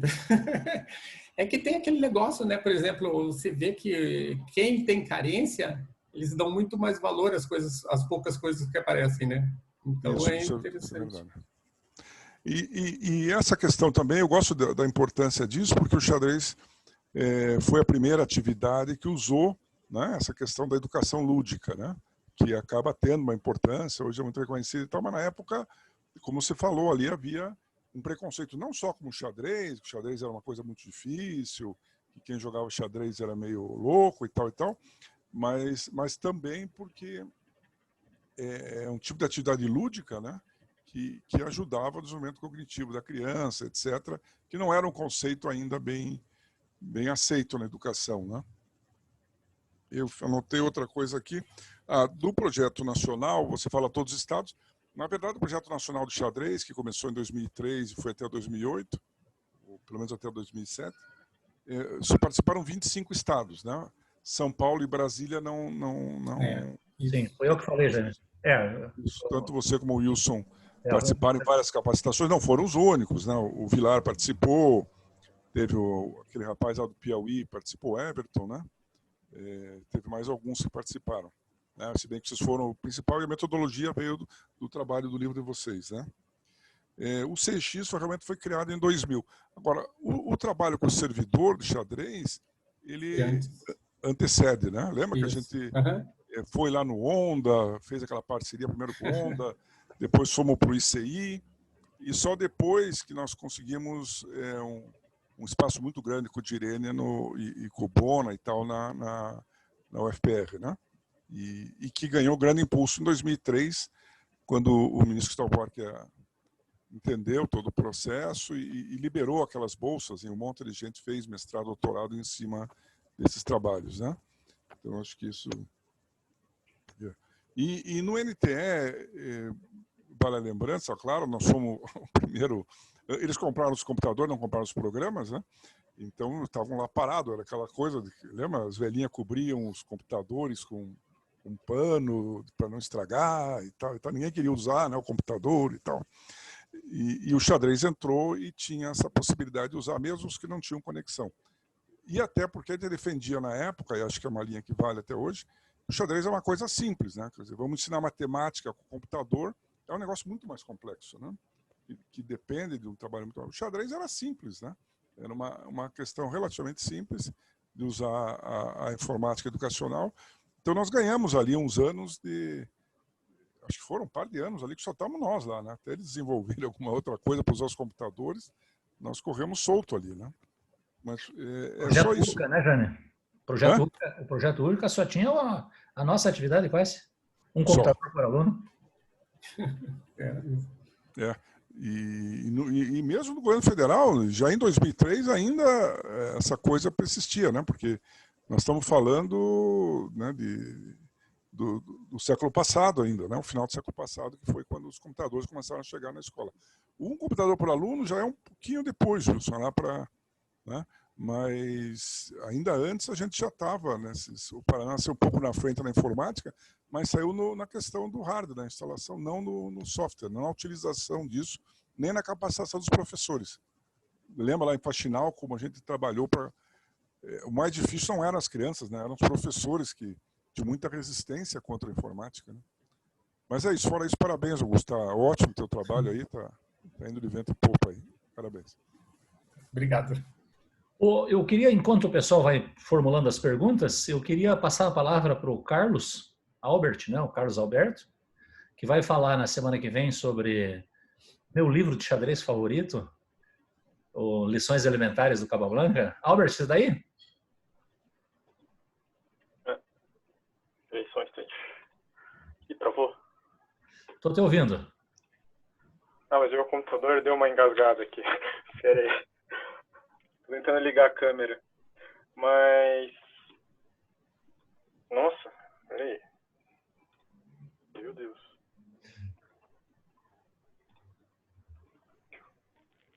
Quiser usar a câmera só, o áudio só, fica à vontade também. Tecnologia tem suas dificuldades, né, Wilson? Não somos só nós que sofremos. Você sabe... não, é que meu... Para formatar o computador aqui, fiquei enrolando, daí não posso nem reclamar, porque eu sei que ele tá ruim. Mas... Só antes de você falar, o Jaime falava da dificuldade das pessoas de mais idade. Jaime, ontem eu fui na casa da minha sogra, ela queria que eu trocasse um cabo de rede para ela. Olha, eu falei, dona Elza, é só tirar o cabo aqui e plugar o outro. Eu não conseguia entender a dificuldade da pessoa. Ela, não, mas eu posso estragar alguma coisa? Eu falei, não estraga isso aí. Empurra, fez clique, encaixou, né? Albert, fala lá, Albert. Então, o pessoal está fazendo agora a gente tem uma série falar dos livros que a gente gosta, né? Então tem uma história bem legal com esse livro. Aí vamos fazer naturalmente essa palestra vai ser sobre o livro, né? Então eu vou usar minha parte de conhecimento do xadrez para falar dele, né? Mostrar algumas coisas que ele comenta, alguns trechos interessantes do livro que vale a pena comentar também, né? Mas é um livro bem clássico, assim, o Capablanca acho que dispensa a apresentação, né? Ele é um dos melhores jogadores de xadrez da história, né? Então, mas é um livro muito clássico, assim, acho que é um livro, é uma leitura bem agradável para quem ainda é possível você conseguir encontrar ele para comprar ainda. Aproveitem, que daqui a pouco não vai ter mais, é só PDF mesmo. Pelo menos eu gosto de ter o livro impresso. Meus livros de matemática, a maioria é xerox, cara, mas agora eu tô tentando comprar os livros, mas eu gosto muito de ter o livro impresso. O melhor ainda é quando eu consigo comprar o livro e ainda consigo o autógrafo do autor ainda. Nossa, eu adoro quando isso acontece. Por exemplo, tem os livros do Wilson ali, eu tenho um autógrafo dele. Mas eu fui em congresso de matemática, por exemplo, eu sabia que o autor do livro estava lá, não. Agora que eu vou, não, ter de pegar o livro lá, já levava o livro, já deixa, pedir para ele autografar. É um gosto meu, né? Não, mas é isso, gente. Vamos, domingo que vem, eu vou falar sobre o livro, assim, mas é focado no livro, assim, daí trechos e algumas partes interessantes, tipo, alguma visão que ele tem sobre alguma abertura, o final, por exemplo, ele fala bastante de finais. É lições elementares, ele fala um pouco de tudo, na verdade, né? Vamos dar uma pincelada nele. Legal. Legal, Albert. Albert que deu uma palestra sobre xadrez e matemática, muito boa, domingo passado, né? E agora volta para falar. Vamos lembrar, então, tem essa palestra do Albert domingo que vem. No próximo domingo tem palestra do Valério Vivekananda, né? O Valério que está sempre fazendo uma palestra ou outra. O William levantou a mão. Antes de passar só para o William, uma satisfação estar com você aqui. Só antes de passar a palavra para você, deixa eu passar a palavra para o Rafael. Queria que o Rafael falasse rapidamente sobre o torneio random que ele está promovendo, né? E dar uma palhinha aí para as pessoas poderem prestigiar e dizer como é que está tendo o evento. Rafael, você está aí? Legal, estamos tudo bem aí? Estou ouvindo bem, Rafa. Me escuta bem isso? Sim, perfeito. Beleza. Então, bom dia a todos aí, parabéns pela palestra, Augusto, muito legal. É legal ver tanta informação reunida aí, né? E eu gosto muito da história das engines e tudo mais, então, muito legal de acompanhar. Bom, sobre isso, né, a gente continua com os torneios de terça e quarta, então tudo lá no site, os links eu estou colocando sempre, ou no domingo ou na segunda, os links já estão todos lá, da semana, das duas etapas, mais da palestra do próximo domingo, né? Então procuro colocar adiantado para quem não souber onde achar, está sempre lá no site o link das palestras, né? E na quinta-feira, faz 2 semanas atrás, a gente decidiu por fazer um torneio de random, de Chess 960, e foi super legal. A gente não teve tanta participação, se não me engano foram 8 pessoas, mas tá bom, assim, foi um torneio legal, ali deu para jogar algumas etapas, mas a gente viu que é bem diferente, né? A gente não está acostumado a jogar, e é legal poder conversar durante as partidas e falar sobre como as peças vêm montadas, algumas estratégias, como muda, né, a nossa cabeça. Então, essa acho que das atividades que a gente bolou, acho que foi uma que deu certo, assim, a gente gostou bastante de jogar.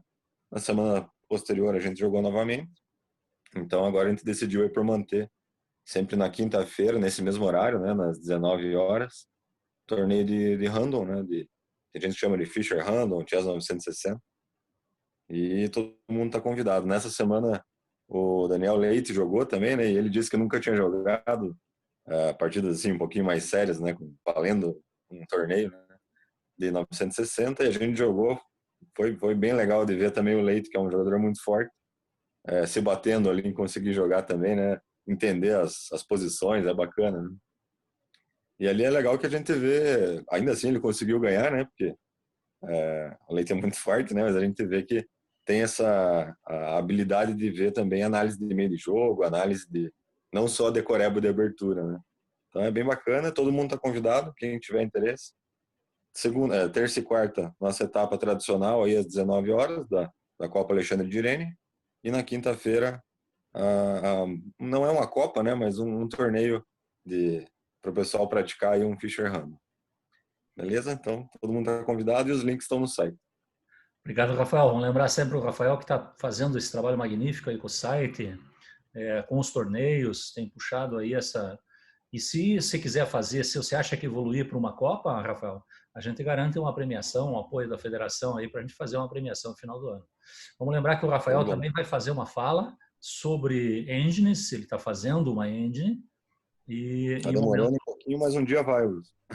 No momento propício, ele vai fazer essa fala aí para a gente, né? William, uma satisfação ver você aqui na live, né? Mas também é sempre uma satisfação quando você joga os nossos torneios lá no Ermo, né? Já aproveito para fazer um convite para você, William, né? Para você, se quiser fazer uma fala para nós aí de xadrez, é super bem-vinda. A palavra está com você, pode abrir o microfone. Só testando aqui, me escutam bem? Legal. Então, bom, primeiro bom dia aí, Wilson, Jaime, Augusto, a todo mundo que está assistindo, né? Eu estou acompanhando as palestras aí recentemente, eu não conhecia esse projeto, e muito bacana, né? E a palestra de hoje aí foi muito boa com o Augusto, hein? Então, parabéns aí, primeiro de tudo, Augusto, pela palestra e show de bola. Bom, a minha questão, né? Eu até vejo que existe uma corrente, assim, né? Se eu não me engano, até eu vi o Nakamura comentando algo a respeito disso, né? Que as tecnologias, de modo geral, elas melhoraram muito a força dos jogadores tops, né? Mas dos jogadores intermediários, elas talvez prejuízo seria uma palavra muito forte, mas talvez não foi tão positivo para esses jogadores por influenciar de uma forma negativa aí nessa tomada de decisões, né? Talvez copiando muito as ideias do computador sem entender direito, enfim, esse tipo de coisa. E eu queria ver o que o Augusto aí pensa sobre isso, né? Também queria saber se essa opinião, os jogadores médios, né, estão mais fracos em relação aos mais fortes do que há 20, 30 anos atrás, né? E o que o Jaime também pensa sobre isso, se o Wilson também tem algo a contribuir, enfim, essa é a minha pergunta aí. E sobre a palestra aí, podemos conversar assim, Wilson, eu não sei exatamente sobre o quê, não penso em nada no momento, mas a gente pode estar falando aí sobre isso. E, bom, valeu, pessoal. Eu? Augusto. Bom, então, com relação aos jogadores médios, com relação aos jogadores fortes, é indiscutível que evoluiu justamente porque os jogadores, por ser de um nível técnico maior, eles têm uma equipe de treinamento, eles têm uma base estruturada, bem fundamentada, eles têm técnicos que embora eles possam ter lido os clássicos, os técnicos devem ter lido os clássicos, devem ter dado uma estrutura para eles se manter, né? Se virar em qualquer circunstância. Então, isso é importante. Os jogadores novos, está acontecendo praticamente ao contrário, né? Praticamente os jogadores novos estão querendo aprender com a máquina o xadrez, ao invés de que é o processo anterior que nós fazíamos. Ensinávamos máquinas a jogar xadrez. Agora, eles estão aprendendo com as máquinas. Entretanto, os lances, eles são muito matemáticos em determinadas ocasiões e precisos e, às vezes, extrapolam a lógica da própria compreensão nossa. Que tem aquele filme lá, o AlphaGo, né? Não sei se vocês viram lá, que aparece as pecinhas, de repente, a partida parece estar definida por o grande jogador de Go, de repente, ele coloca, o AlphaGo coloca um grão, aquele como que chama aqueles botãozinhos, aqueles mentex, coloca no meio do nada ali. E de tal forma que depois de determinados lances, a configuração se torna favorável a ele. Então, tem coisas que fogem da nossa compreensão. Muitas das coisas que os computadores, programas novos fazem, a gente vai ter que entender, né? E para esses jogadores que estão entrando, então estão em processo de desenvolvimento, tem que entender o xadrez de uma outra forma, né? A própria questão heurística, né, do xadrez, você tem que tentar entender os fundamentos, a estratégia, os conceitos, saber como que as coisas evoluem, porque se for analisar dentro do que já foi desenvolvido, muitas coisas permanecem, mesmo sob a análise rigorosa dos computadores. Muitas coisas aparecem ainda como fortes, né? Porque nós chegamos a um nível nos anos 70, 80, em que parecia que nada mais poderia ser desenvolvido de novo em termos de teoria. Mas não, o computador trouxe uma nova visão. Agora, os jogadores novos, eles têm que se fundamentar dentro da estrutura tradicional, porque a máquina é a máquina, ela tem uma base enorme de informações, ela tem uma capacidade grande. Imagine agora chegar ao computador quântico, daí. Você não consegue acompanhar a máquina, o desenvolvimento da máquina. Você tem que se guiar pelas suas próprias pernas. Suas próprias pernas é o xadrez, a filosofia, o xadrez filosófico, né? Os conceitos estratégicos, posicional, todos aqueles temas que nos foram ensinados pelos nossos ancestrais. Jaime, o que você pensa do assunto, Jaime? Primeiro, o William Cruz colocou um assunto muito interessante, né, na questão, e quer dizer que, em princípio, concordo com o Augusto, mas eu queria elaborar um pouquinho mais, né, que eu tenho sentido isso. Primeiro é que o jogador forte, o jogador profissional, ele tem recursos, como o Augusto falou, não só de financeiros, de tempo, equipe, etc., mas ele tem todos os recursos, né? Por exemplo, sai um novo programa, sai uma nova tecnologia, ele tem o tempo de descobrir o que é benéfico daquilo e extrair o melhor daquela nova tecnologia. E esse processo, numa velocidade acelerada, não permite a um jogador médio, digamos, que tem que dar uma aulinha para sobreviver, que tem que dar lá 6, 7 horas de aula por dia e tal, não está estudando xadrez o tempo todo. Ou tem que escrever um artigo, ou tem que fazer um trabalho comum e tal. Então, realmente, essa velocidade faz com que essa diferença desse primeiro escalão, esses, sei lá, 100 primeiros jogadores, descolem do resto, né? Porque os que conseguem viabilizar uma vida profissional melhor, ter dinheiro para contratar equipe, porque tem que comprar também. Eu me lembro lá que o Kalsi tem acesso aos computadores das universidades norueguesas, né, durante a madrugada, lá para rodar os programas dele, etc. Não é só que ele tem 5, 6 grandes mestres trabalhando para ele, ele também tem acesso a supercomputadores, etc., no treinamento. Então, realmente isso faz mudar o nível, né, e começa a abrir essa diferença. Né? Fica cada vez mais difícil acompanhar. Né? Como é que um cara, né, não tem como, né? Quer dizer, essa diferença vai se aprofundando. E, claro, do outro lado tem isso também que o Augusto colocou, que é da questão do aprendizado, né, com o computador, que é uma maneira diferente de se fazer, né, acreditando um pouco no computador, mas também desenvolvendo essa relação do computador com o jogador, né, o jogador, diferente do aluninho, sei lá, o FIA lá, que ia nas aulinhas lá com o Augusto, é diferente de um garoto hoje que passa, sei lá, 80% do tempo dele, mesmo com todos os recursos, para frente ao computador, né? Então, muito pouco tempo ele vai passar com um treinador, digamos, humano, orientação, etc., né? Mas eu acho que essa é uma questão aí que o Augusto pode aprofundar no estudo. Eu acho que até o próprio William podia, já que ele levantou a lebre, né? Ele podia trabalhar um pouco em cima do tema aí. A gente costuma dizer isso na engenharia, né? Quem descobre o problema tem que dar a solução, né? Dá para o William aí a questão, ele que trabalha um pouco nisso, ele está muito empolgado ali, né? Mas realmente eu fiquei pensando aqui, né? Eu penso, inclusive, Jaime, eu nunca tinha pensado esse problema, a questão que o William coloca, muito interessante. Eu não tinha pensado esse problema no xadrez, né?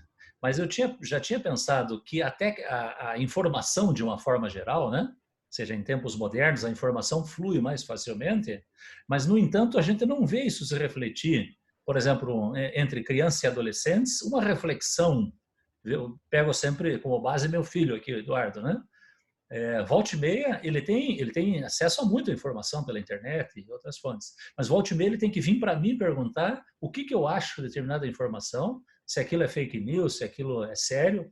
Então, o processo de curadoria da informação, Jaime, me parece que é algo que vai continuar sendo relevante. E aí o professor e o treinador como alguém para fazer a curadoria dessa informação, né? Porque não é só o fato de você ter informação que isso vai garantir em mais conhecimento. Informação é diferente de conhecimento. Talvez os grandes mestres, né? Augusto apontou bem que isso, talvez eles já tenham uma capacidade de curadoria dessa informação, né? Porque se você tem muita informação, é fácil de você se perder no meio. Por exemplo, né? Eu sempre tenho trocentos livros, tenho várias coisas, tenho programas, mas o que eu uso efetivamente disso, né?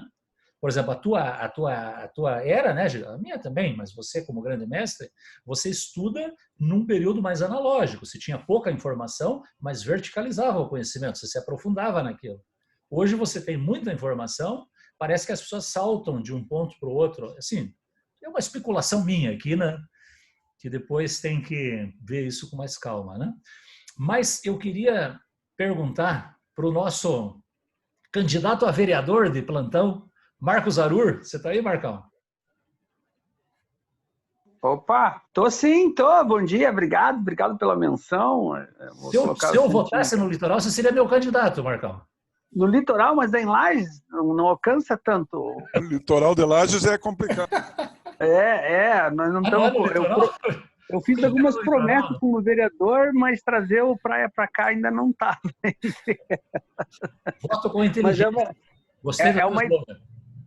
É uma ideia. Meu seu voto com inteligência, né? Como eu construí 27 anos de xadrez aqui, era impossível dissuadir a minha imagem ao xadrez, né? E apesar de eu não usar exclusivamente ela, foi uma forma das pessoas lembrarem, né? Uma campanha muito rápida e assim, quase que virtual, é necessário que você tente qualquer detalhe, né? São 236 candidatos para 100 mil eleitores, isso dá, na prática, aí uns 40% que preferem pagar a multa do que ir até a urna, né? Então vai ser uma disputa grande pelo eleitorado. Mas falando da palestra do Tirado, aí foi muito boa, uma linha do tempo, assim, né? Desde o tipo móvel de Gutenberg, de 1450, né? Certo? Que tornou a informação desencapsulada, vamos dizer assim, né? Certo? Que deu para o homem ser seu próprio mestre a partir de então, aí, através de leituras. E até chegar aqui nessa era virtual, né? Onde a informação está disseminada, descentralizada e cada vez mais barata, ainda bem, né? Eu lembro quando a gente ia no CXC acompanhar os matches do K versus K, você dependia das colunas do Herman, né? Onde a partida, por exemplo, era uma terça-feira que eles jogavam, você tinha que pegar a edição de quinta, comprar, né? Quer dizer, o que já dava um certo custo, levar no clube, porque a gente não compreendia, a gente sabia as jogadas, mas não compreendia exatamente, e esperar que um dos jogadores mais fortes, assim, decifrasse os códigos para nós, né?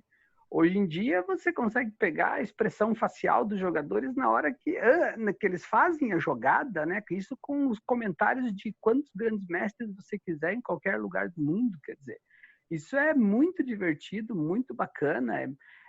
Você deixa as fontes realmente à escolha do consumidor, né? O que faz com que os diagnósticos, apesar de serem bem maiores, você não depende apenas de uma informação monopolizada, né? E assim, centralizada e que quase doutrinadora, né? Dá para você se orientar melhor.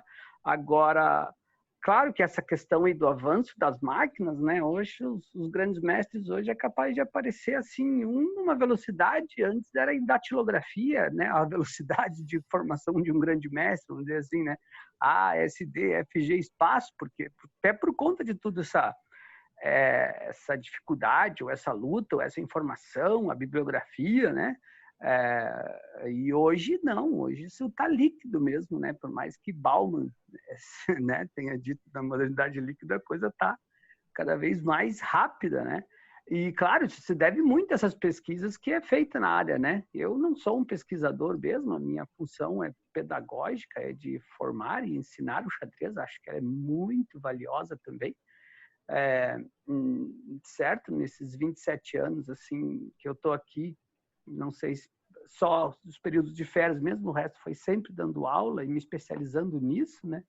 Mas é evidente que a pesquisa que faz o Tirado e o Jaime aí, falando nisso, são fundamentais, né, para que se possa conhecer melhor o xadrez além do jogo, mas sim como um processo mental. O xadrez como uma plataforma mental, um pensamento plataforma, né? E que ele vai irrigar provavelmente muitas e muitas áreas, né? Eu não sou muito de ficar fazendo futurologia, assim, porque eu acho que esse expansionismo, assim, do tempo é muito precário de você fazer qualquer análise, porque o mundo é muito dinâmico e, né, você não dá para analisar mesmo, né? Como é que se diz? Na economia, diz que os analistas previram 8 das últimas 5 crises, né? Então, quer dizer, qualquer coisa que você vai falar do minuto seguinte é mais ou menos só uma abstração, ou um palpite, ou uma linha, mas as pesquisas são muito boas nessa área e eu parabenizo bastante. Essa linha do tempo que o Tirado fez foi muito legal mesmo, assim, gostei bastante. Parabenizo e convido aí, tomo a ousadia de convidar o Jaime Cohen aí para fazer também uma fala aí sobre essa orientação que ele deu no grupo de pesquisa dele aí. Seria bem bacana, já viu? Estou escalando já, estou fazendo, né, às vezes da casa. Um abraço aí, tudo de bom, bom domingo aí para vocês. Obrigado, Marcão. Bem lembrado, o Jaiminho Cohen está convidado, né, a fazer uma fala, tem muito a falar sobre xadrez, né?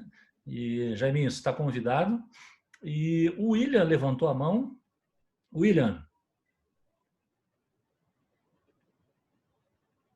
Vocês... Acho que se eu apertei aqui foi errado, Wilson. Me desculpa aí. Mas tranquilo aí. Obrigado a todos aí pelas respostas aí. Valeu mesmo aí. Vamos ver aí se eu consigo acatar a sugestão do Jaime. Eu achei que o William já tinha se inscrito, já pensando o que vão falar, eu já estou inscrito, já estou garantindo a palavra aqui, né? Sabe uma coisa que eu pensei aqui agora, Wilson, que eu não sei até se é interessante, mas eu queria um tema que eu poderia conversar um pouco aqui seria sobre o marketing no xadrez atual aí. Como que tá essa situação aí com esses novos cursos, essas novas formas de lançamento de cursos, de YouTube, enfim, talvez seria um tema aí interessante, mas enfim, dá uma pesquisada com a galera aí, vê se é interessante mesmo e qualquer coisa, estamos aí. Já te digo de antemão que é muito interessante e tem a ver com a tua graduação, com a tua formação, né?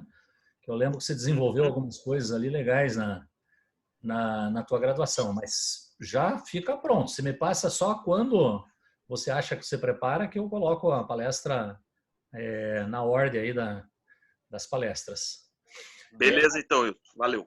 Mais alguém gostaria de fazer alguma colocação? Ulisses está com a câmera aberta ali, não sei se quer fazer alguma colocação, Ulisses. Boa tarde. Boa tarde. Boa tarde a todos. É só agradecer aí por terem me aceito na palestra e estou aqui também desenvolvendo um trabalho com xadrez no Maranhão. Eu desenvolvi o circuito de xadrez escolar, criei o grupo Xadrez para Todos aí no Facebook. E a gente tem um pouco de trabalho com relação a isso que o William falou, esses cursos milagrosos. O pessoal fala muito em curso milagroso, o cara se tornar grande mestre rapidamente. E a gente está tendo muito trabalho em ter controle dessas publicações lá no grupo. Geralmente pode ser uma fake news, né?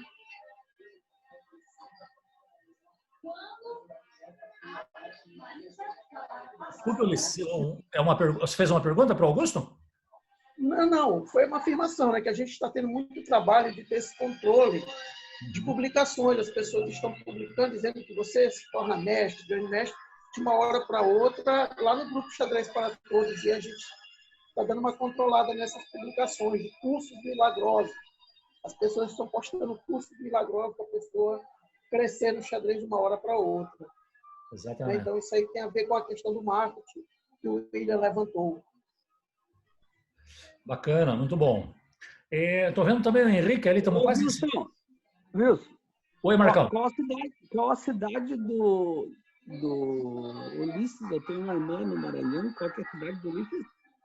São Luís, Maranhão, aqui da terra de Rafael Leitão. Inclusive, o Rafael já participou do meu evento por 2 ocasiões.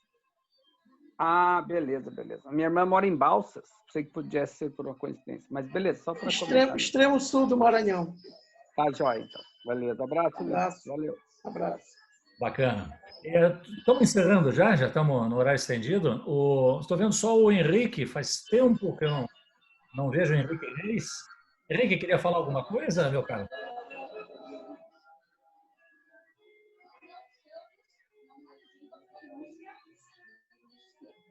Alô, Henrique? Acho que não está conectado. Bom, então, encerrando, agradeço, Augusto, enormemente as informações que você trouxe, a gentileza de você trazer, compartilhar essa informação, esse conhecimento com o grupo. Eu acho que não tem nada melhor que você expor a tua pesquisa num grupo do xadrez, né? Porque diferente de uma defesa, dissertação de mestrado, muitas pessoas que estão ali não conhecem xadrez.